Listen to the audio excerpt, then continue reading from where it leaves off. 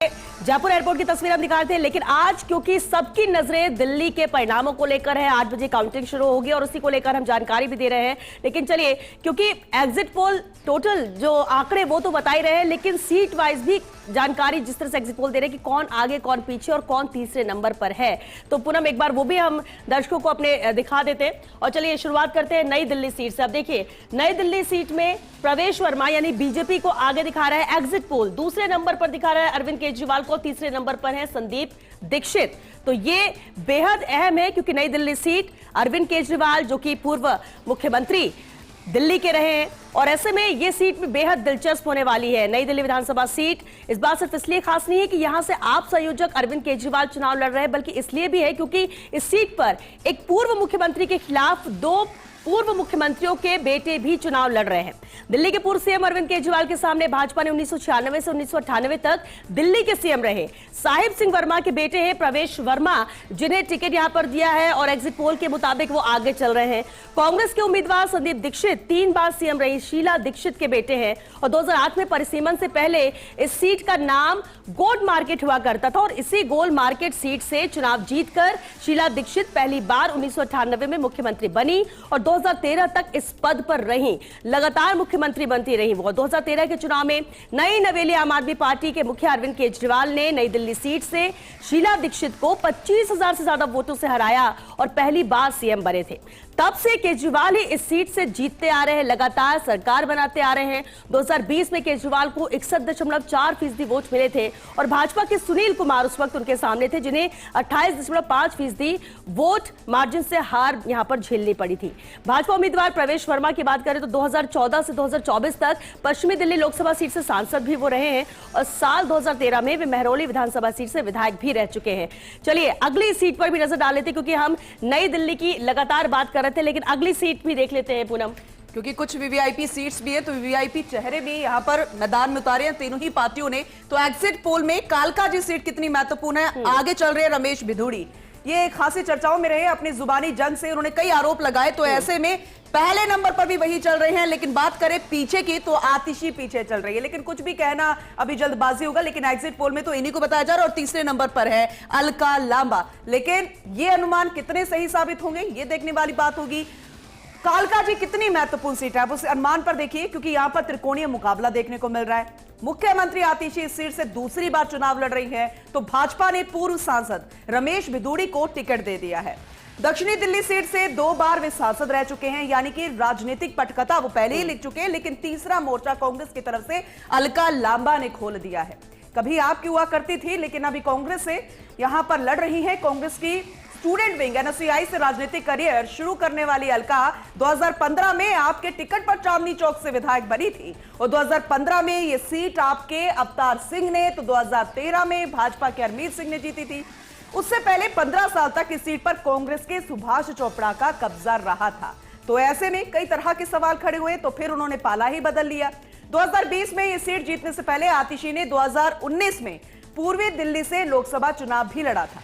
हालांकि भाजपा के गौतम गंभीर से 4.5 लाख से ज्यादा वोटों से वो हार गई थी, लेकिन अब देखिए ना, मुख्यमंत्री के पद पर है। वहीं डिप्टी सीएम और शिक्षा मंत्री मनीष सिसोदिया के जेल जाने के बाद आतिशी को ही शिक्षा मंत्री भी बना दिया गया था। बात रमेश भिदुड़ी की करें, भाजपा उम्मीदवार और रमेश भिदुड़ी जो कि सांसद बनने से पहले 2003 से 2014 तक तुगलकाबाद सीट से 3 बार विधायक भी रहे थे।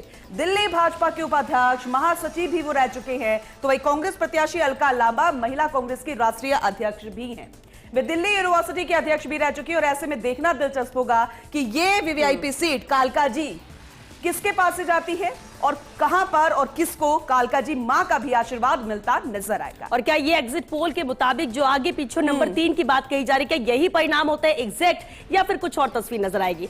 बहरहाल आगे बढ़ते हैं, अगली सीट का रुख कर लेते हैं, क्योंकि 70 अहम सीटें, 70 में से जो खास सीटें हैं उनकी हम बात कर रहे हैं। और चलिए अब जंगपुरा सीट का भी नजारा देख लेते हैं। यहां पर आम आदमी पार्टी और बीजेपी में खास टक्कर देखने को मिल रही है, जहां तरविंदर सिंह मारवा ये बीजेपी से है कैंडिडेट, ये आगे बताए जा रहे हैं एग्जिट पोल के मुताबिक, और पीछे चल रहे हैं मनीष सिसोदिया। बेहद अहम सीट है ये, और इस सीट पर पूर्व डिप्टी सीएम मनीष सिसोदिया चुनाव लड़ रहे हैं। हालांकि 2013 से वे पड़पड़गंज सीट से चुनाव लड़ते आए हैं दरअसल 2020 का चुनाव सिसोदिया मामूली अंतर से ही जीत पाए थे, ज्यादा डिफरेंस नहीं था। उन्होंने भाजपा उम्मीदवार रविंद्र सिंह नेगी को सिर्फ 3207 वोटों से हराया था और इस बार पटपरगंज सीट से मनीष का जीतना मुश्किल लग रहा था और यही वजह है कि उन्हें जंगपुरा सीट से चुनाव में उतारा गया। पिछली बार आपके प्रवीण कुमार ने यह सीट करीब 16,000 के मार्जिन से जीती थी। भाजपा की ओर से तरविंदर सिंह मारवाह यहां पर हैं, मैदान में है। 1998 से 2013 तक 3 बार इस सीट से कांग्रेस विधायक भी वो रह चुके हैं। साथ ही उस समय की मुख्यमंत्री शीला दीक्षित के संसदीय सचिव के रूप में भी काम कर चुके हैं। जुलाई 2022 में भाजपा में ये शामिल हुए थे और दिल्ली भाजपा सिख प्रकोष्ठ के प्रभारी हैं। कांग्रेस ने पूर्व मेयर फरहाद सूरी को टिकट दिया है और वे दक्षिणी दिल्ली नगर निगम में विपक्ष के नेता और दरियागंज से 4 बार पार्षद रह चुके हैं। हालांकि वो कंपटीशन में नजर नहीं आ रहे हैं, काफी पीछे नजर आ रहे हैं और इसीलिए ये वजह है कि जो मुख्य टक्कर है जंगपुरा जीत की वो आप और बीजेपी के बीच में है। बिल्कुल सही कहा। और ऐसे में लगता है चाहे नई दिल्ली सीट की बात करें अरविंद केजरीवाल की या फिर मनीष सिसोदिया की, जेल जाना उन पर भारी पड़ रहा है और जो भावुकता थी जनता की और उनके बीच में वो शायद खत्म होती नजर आ रही है, क्योंकि एग्जिट पोल में जो अनुमान है वो तो यही कहते नजर आ रहे हैं। खैर, बिजवासन सीट का भी जिक्र कर लेते हैं और ऐसे में कौन आमने सामने है एग्जिट पोल के अनुसार वो आप तक पहुंचाते हैं। दरअसल आगे चल रहे कैलाश गहलोत और सुरेंद्र भारद्वाज आप पार्टी के, यानी कि यहां पर भी 2 महत्वपूर्ण पार्टियां, कांग्रेस यहां पर नजर नहीं आ रही है और ये आगे पीछे नजर आ रहे हैं, लेकिन इस सीट का इतिहास आप तक पहुंचाते हैं और ये सीट क्यों इतनी महत्वपूर्ण है और ये भी वीवीआईपी सीट में क्यों गिनी जाती है बिजवासन सीट। तो इस सीट पर भाजपा ने दिल्ली के पूर्व कैबिनेट मंत्री और हाल ही में आप छोड़कर पार्टी में शामिल हुए कैलाश गहलोत को उतारा है। ये भी उतना ही दिलचस्प है, उनके पास वित्त, परिवहन, राजस्व और कानून जैसे अहम मंत्रालय रहे हैं। 2015 से नजफगढ़ के वो विधायक भी हैं।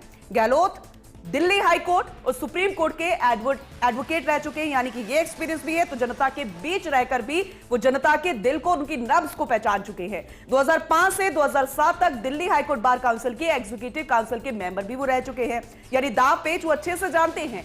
पिछले चुनाव में आपके भूपेंद्र सिंह जून भाजपा के सत्यप्रकाश राणा से ये सीट सिर्फ 753 वोट से ही वो जीत पाए थे, लेकिन यही माना जा रहा है कि यही वजह रही होगी कि पार्टी उनकी जगह सुरेंद्र भारद्वाज को मैदान में उतार रही है। राजनगर से वो पार्षद हैं और 2013 से इस सीट से समाजवादी पार्टी के टिकट पर चुनाव लड़ चुके हैं और वही कांग्रेस ने इसी सीट से विधायक रहे देवेंद्र सहरावत को टिकट दे दिया।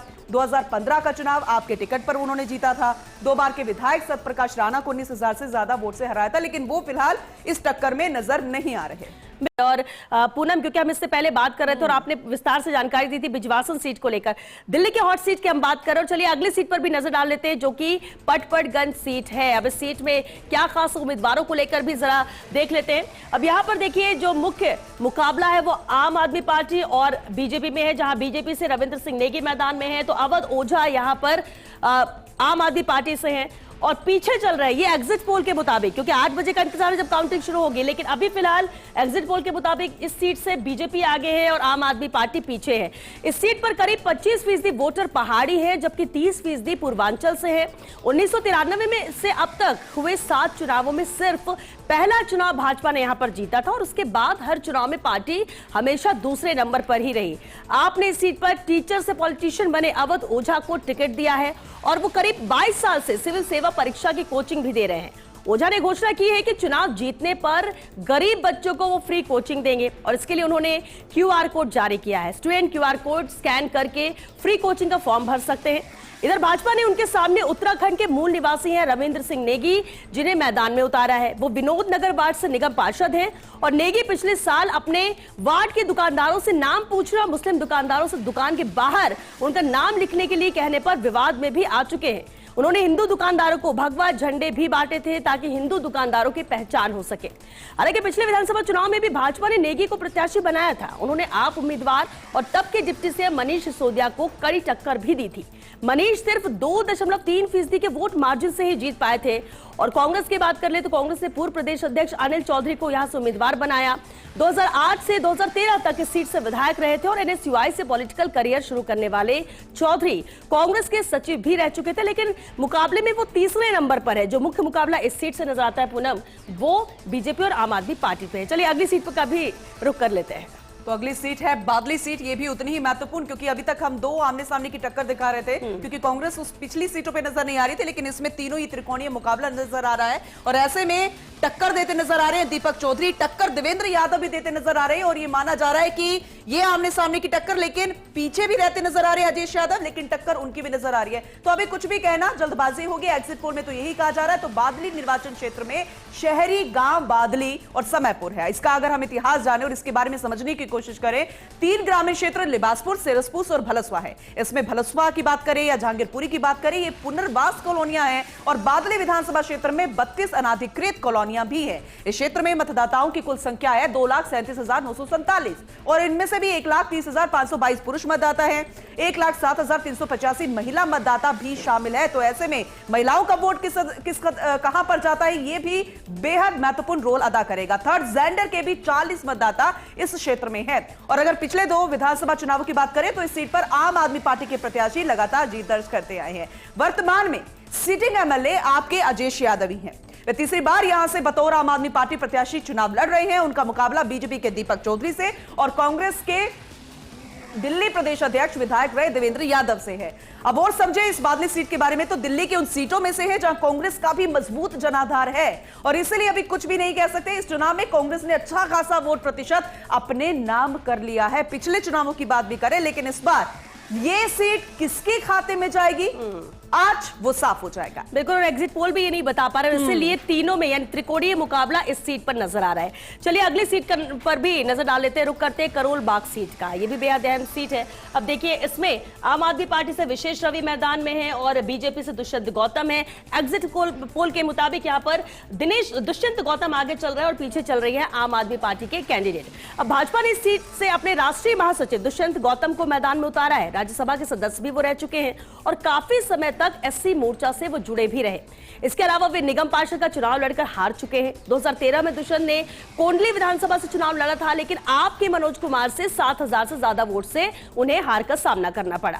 आपने 3 बार के विधायक विशेष रवि को फिर से मैदान में उतारा है, लगातार ये जीत रहे हैं। 2013 में इन्होंने भाजपा उम्मीदवार और 3 बार से विधायक सुरेंद्र पाल रतावल को हराया था और कांग्रेस ने दिल्ली यूथ कांग्रेस के उपाध्यक्ष राहुल धानक को यहां से टिकट दिया है। अब ऐसे में देखना होगा कि दिलचस्प मुकाबला है करोल बाग सीट का, आम आदमी पार्टी वर्सेस बीजेपी। हालांकि यहां पर कांग्रेस मुकाबले से कोसों दूर नजर आती है। वैसे दिल्ली की 70 सीटों की हम बात करते हैं श्वेता, लेकिन चंद सीटों में करोल बाग भी है। जो दिल्ली आता है वो यहां जरूर आता है और उनकी जुबान पर ये नाम भी होता है। चलिए अगली सीट का जिक्र कर लेते हैं। अगली सीट कितनी महत्वपूर्ण है, बाबरपुर की बात करेंगे। यहाँ पर आगे पीछे कौन है, यहाँ पे भी दोनों ही आमने सामने की टक्कर, आम आदमी पार्टी और भारतीय जनता पार्टी। लेकिन इसमें दिलचस्पी है कि गोपाल राय आम आदमी पार्टी के आगे चल रहे एग्जिट पोल के अनुसार और पीछे चल रहे भारतीय जनता पार्टी के प्रत्याशी अनिल वशिष्ठ। चलिए समझते हैं कि दिल्ली आप अध्यक्ष और कैबिनेट मंत्री गोपाल राय इस सीट से मैदान में है। राय ने 2013 में अपना पहला चुनाव भी इसी सीट से लड़ा था। ये कह सकते हैं कि उनका कनेक्शन भी इसी के साथ ही जुड़ा हुआ है। करीब 25,000 वोटों से हार कर तीसरे नंबर पर भी रहते, जबकि 2015 का चुनाव 35,000 से ज्यादा वोट से जीता,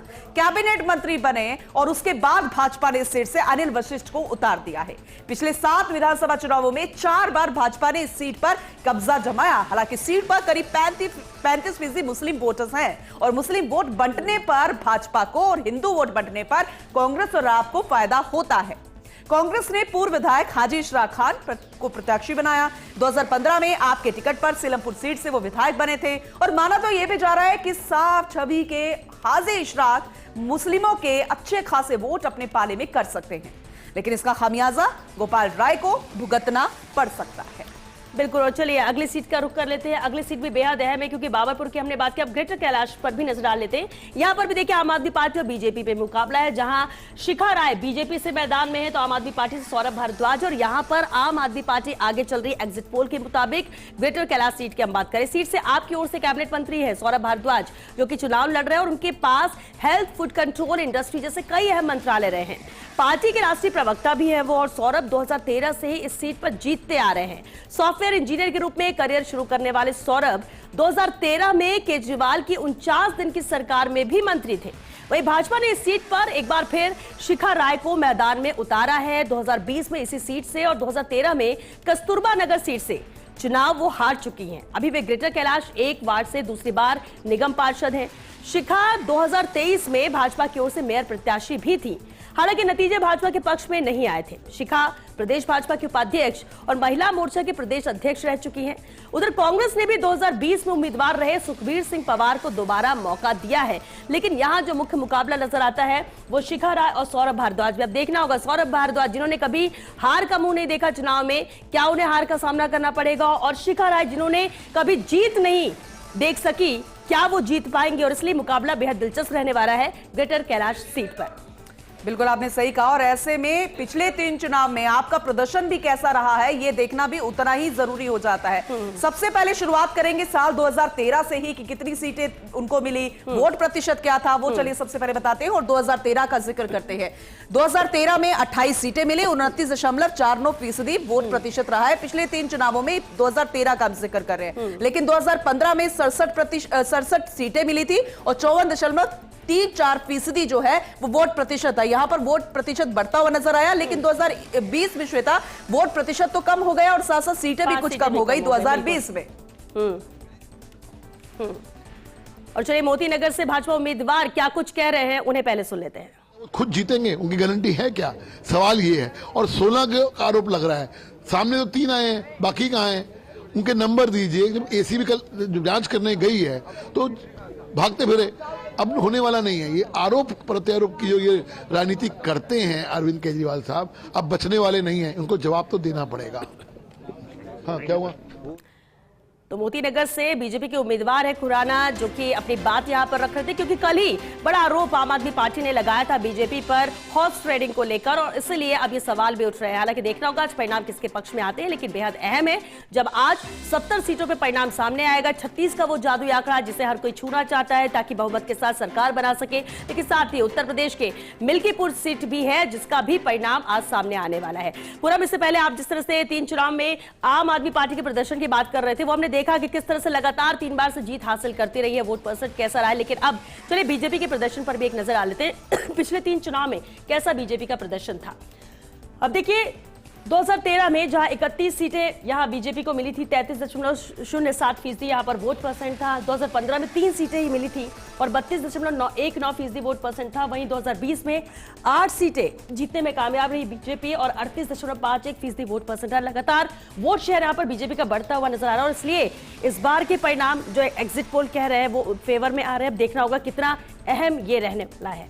बिल्कुल श्वेता, क्योंकि जिस तरीके से आपने जानकारी दी इसमें आप पार्टी को पहले ही सचेत हो जाना चाहिए था, क्योंकि 2015 के बाद 2020 में उनका वोटिंग प्रतिशत भी कम हुआ था और सीट भी कम हुई थी। ऐसे में भारतीय जनता पार्टी का वोट प्रतिशत भी बढ़ रहा था, सीट भी बढ़ रही थी, लेकिन ऐसे में इन 5 सालों में बहुत जरूरी था ये भारतीय जनता पार्टी को उस टास्क के साथ मैदान में उतरना। तो दूसरी तरफ आम आदमी पार्टी को सचेत होना, वो कितना सचेत हो पाई ये देखने वाली बात होगी। मैं दिल्ली वासियों का बेटा हूं, अरविंद केजरीवाल ये कहते नजर आए थे, क्या उस जुमले पर या फिर उस वादे पर या इस प्यार पर, इस भावना पर क्या झाड़ू चलता हुआ नजर आएगा, या फिर कमल खिल दिया जाएगा, या फिर हाथ उठाती हुई कांग्रेस यहां पर नजर आएगी? श्वेता ये देखने वाली बात। बिल्कुल, और बीजेपी का जिस तरह से प्रदर्शन था, वोट शेयर तो बढ़ ही रहा है, सीट भी बढ़ती हुई नजर आई, तो इस बार क्या वाकई में बहुमत बना पाएगी ये भी बेहद अहम रहेगा।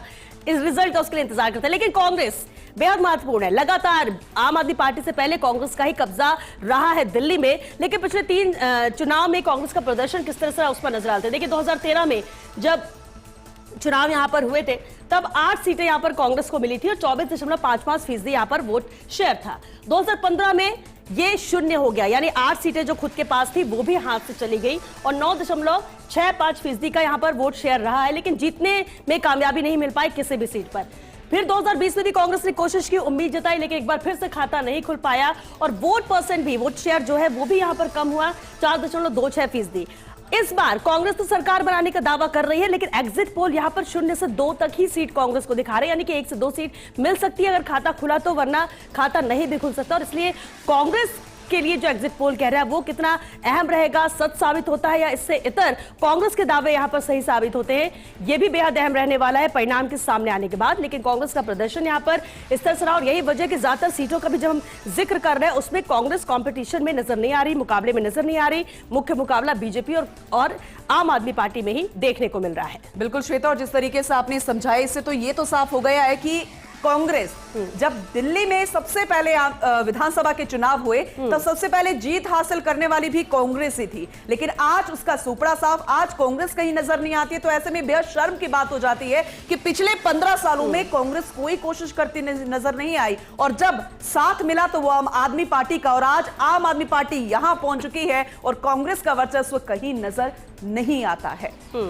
लेकिन ऐसे में 2020 में भी करीबी मुकाबले वाली सीटें कौन सी थी जिस पर नजर आज भी बनी हुई है, जिस पर हम टक्कर की बात कर रहे हैं, आगे पीछे की बात नहीं कर रहे हैं। लेकिन अब टास्क इसके लिए कितना था वो हम देख लेते हैं। 2020 में करीबी मुकाबले वाली जो सीटें थी वो थी कृष्णानगर सीट और बिजवासन सीट। इसमें जीत मिली थी आम आदमी पार्टी को, और बिजवासन में भी आम आदमी पार्टी को। जीत का जो अंतर था महज इतना था, तो इसलिए इसे हम कह रहे हैं कि ये करीबी मुकाबले वाली थी। 680 वोट और उतने ही लमसम आम आदमी पार्टी के सामने वाली पार्टी के लिए थे। और ये अगली 2 सीटों पर भी नजर डालते। देखिए लक्ष्मीनगर सीट जहां पर बीजेपी ने जीत दर्ज की, लेकिन अंतर बहुत कम था, 880 वोटों का ही था। दूसरी आदर्श नगर सीट जहां पर आम आदमी पार्टी ने जीत दर्ज की, और यहां पर भी 1589 वोट ही यहां पर हासिल।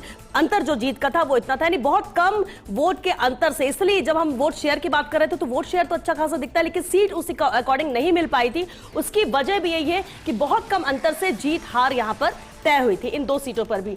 अब अगली सीट पर भी नजर डाल लेते हैं पूनम। कस्तूरबा नगर और विश्वास नगर, जीत यहां पर कस्तूरबा नगर में आम आदमी पार्टी ने तो विश्वास नगर में बीजेपी ने, लेकिन यहां पर जीत का अंतर था बहुत ज्यादा तो नहीं लेकिन बहुत कम भी नहीं, 3165 और 3207, जिसे किसी भी लिहाज से एक टास्क नाम साथ में दिया जा सकता है, यानी कभी भी कुछ भी हो सकता है। बिल्कुल। अगली सीट देखिए शालीमार बाग, जहां पर आम आदमी पार्टी की जीत हुई थी पिछली बार, और जीत का अंतर महज 3440 वोट का ही था। बदरपुर सीट जहां पर बीजेपी की जीत हुई और यहां पर भी 3719 वोट का ही डिफरेंस था, इतने वोट से ही जीत दर्ज कर पाई थी। और ऐसे में ये बहुत ज्यादा अंतर नहीं है, और इसलिए बहुत कम मार्जिन से जीत वाली ये अहम सीटें हैं जिसका हम जिक्र कर रहे हैं। ऐसे में छतरपुर और शाहदरा की बात करें तो आम आदमी पार्टी दोनों ही जगह पर जीती नजर आई थी, और 3720 और 5294 वोट का अंतर था। और ऐसे में ये भी सामने वाली पार्टी को चुनौती देती नजर आई थी, क्योंकि अगर थोड़ा सा भी प्रचार प्रसार सामने वाली पार्टी की तरफ से ज्यादा होता या फिर कोशिश की जाती तो ये जीत का अंतर जो था वो कहीं नजर नहीं आना था। बिल्कुल। और अगली सीट पर भी डालते हैं। देखिए किराड़ी सीट की बात करें, आम आदमी पार्टी ने यहां पर जीत दर्ज की, 5654 वोटों से जीत दर्ज की थी। और वहीं गांधीनगर सीट जहां पर बीजेपी को जीत का सामना करना पड़ा, यानी जीत मिल सकी, लेकिन यह भी अंतर बहुत ज्यादा नहीं था, महज 6079 वोटों से जीत बीजेपी दर्ज कर पाई थी गांधीनगर सीट में। और ये वो सीट है जिनमें बहुत कम अंतर से, बहुत कम मार्जिन से ही जीत मिली थी पार्टी को, जिसके खाते में जीत गई। ऐसे में नजफगढ़, शकूर बस्ती, जैसे कि श्वेता बता रहे हो, दोनों में ही आम आदमी पार्टी जीती नजर आई, और ऐसे में जो जीत का अंतर था वो भी 6000 और 7000 के लमसम ही नजर आया था। और इस बार क्या होगा वो देखने वाली बात होगी। बिल्कुल। और अगली सीट पर नजर डालते हैं करावल नगर। अब देखिए यहां से तो बीजेपी ने जीत दर्ज की, जीत का अंतर था 8223 वोटों का ही। आरके पुरम, ये भी बेहद अहम सीट है, आम आदमी पार्टी ने जीती थी, और ये 10,369 वोटों का डिफरेंस यहां पर था। और ऐसे में जब चुनाव होते हैं तो इसमें जीत हार के साथ साथ मायने ये भी रखता है कि कितनी बड़ी जीत हुई, और बड़ी जीत इसी से समझ में आती है कि अंतर कितना ज्यादा था। और ये वो सीट है जिनमें मार्जिन बहुत कम रहा है। ऐसे में बिल्कुल श्वेता त्रिनगर की बात कर लेते हैं। यहां पर भी आम आदमी पार्टी जीती थी और वोट का अंतर था 10,710 वोट। लेकिन इस बार इस सीट पर कौन जीतता है और वोट का अंतर कितना होगा यह भी हम आप तक पहुंचाएंगे सबसे पहले, क्योंकि महा कवरेज श्वेता लगातार जारी है, हर एक अपडेट हम आप तक पहुंचा रहे हैं, इतिहास तो बता रहे हैं, लेकिन अब बताएंगे कि सबसे पहले खाता किसने खोला। 8 बजे से वो भी शुरुआत हो जाएगी। बिल्कुल। और अब एक नजर डालते हैं। देखिए करीबी मुकाबले की हम बात कर रहे थे, लेकिन जब विधानसभा समाप्त हुई थी उस वक्त की हम बात कर रहे हैं, 1956 में। अब देखिए दिल्ली में विधानसभा चुनाव की शुरुआत 1952 में हुई थी। पहले विधानसभा चुनाव की हम बात कर रहे हैं, 1952 में दिल्ली में विधानसभा चुनाव की शुरुआत हुई थी, और तब से ही लगातार चुनाव यहां पर जारी हैं। परिस्थितियां, ये चुनाव तब हुआ जब दिल्ली पूर्ण राज्य नहीं थी, उस वक्त ये पहला चुनाव हुआ था। परिस्थितियां उस वक्त की ऐसी थी जब ये पूर्ण राज्य में नहीं आता था, लेकिन बेहद अहम पहला विधानसभा चुनाव भी रहा है।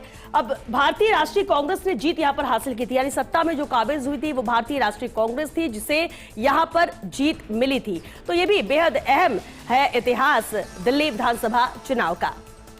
बिल्कुल। और ऐसे में यह भी बताना उतना ही जरूरी हो जाता है कि दिल्ली को एनसीटी का दर्जा जब मिला था उसके बाद की तस्वीर क्या थी, क्योंकि जब शुरुआत हुई श्वेता, जैसे कि आपने बताया कि सबसे पहले, वो भी उस वक्त जब पूर्ण राज्य का दर्जा नहीं था, लेकिन अफसोस है कि आज भी हम कहते हैं कि दिल्ली को पूर्ण राज्य का दर्जा अभी भी नहीं मिला हुआ। तो एनसीटी का जब दर्जा मिला तो 1991 का वक्त था जब राष्ट्रीय राजधानी क्षेत्र अधिनियम लागू कर दिया गया। तो उसके बाद क्या हुआ था, क्योंकि वक्त ऐसा था तब चुनावों को लेकर थोड़ी सी सियासत होने लगी थी, दिल्ली को राष्ट्रीय राजधानी क्षेत्र का दर्जा मिल गया था जिसे हम कहते हैं एनसीटी, और इसे आंशिक राज्य का दर्जा दिया गया था जिसमें सीमित शक्तियां थी, और वो भी लगातार जारी है। आंशिक राज्य का दर्जा इसे ही कहते हैं एनसीटी, जिसमें सीमित शक्तियां ही होती हैं।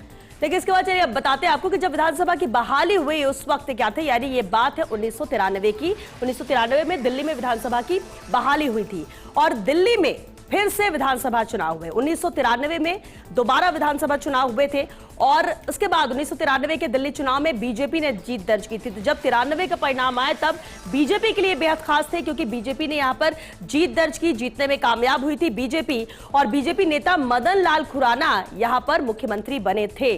तो उस वक्त ये बीजेपी के लिए भी बेहद खास था और इसलिए बार बार ये कहा जा रहा है कि जब लगातार जीतने की कोशिश बीजेपी कर रही है, जब केंद्र में सरकार बनाने में भी कामयाब हो रही है, प्रधानमंत्री नरेंद्र मोदी के नेतृत्व में कई राज्यों में सरकार बनाने में कामयाब हो रही है, तो फिर ऐसा क्या हो रहा है कि राजधानी दिल्ली में काबिज नहीं हो पा रही है, जीत नहीं मिल पा रही है? और शायद यही वजह है कि कोशिश दिल्ली को लेकर लगातार जारी रही और इस बार एग्जिट पोल तो कम से कम इसी ओर इशारा कर रहे हैं, क्योंकि 5 साल की सरकार बनने का मौका तो मिला, लेकिन उसके बाद कई बार जीत तो हासिल हुई लेकिन वो स्वाद नहीं टिक पाए। तो ऐसे में कोशिश थी ये जानने की कि जो वोटर्स है वो बीजेपी के पक्ष में आखिर क्यों नहीं होते। लेकिन इस बार की जो चुनौतियां थी वो पार पाने की कोशिश बीजेपी ने की, क्योंकि एग्जिट पोल तो वही कहते नजर आ रहे हैं।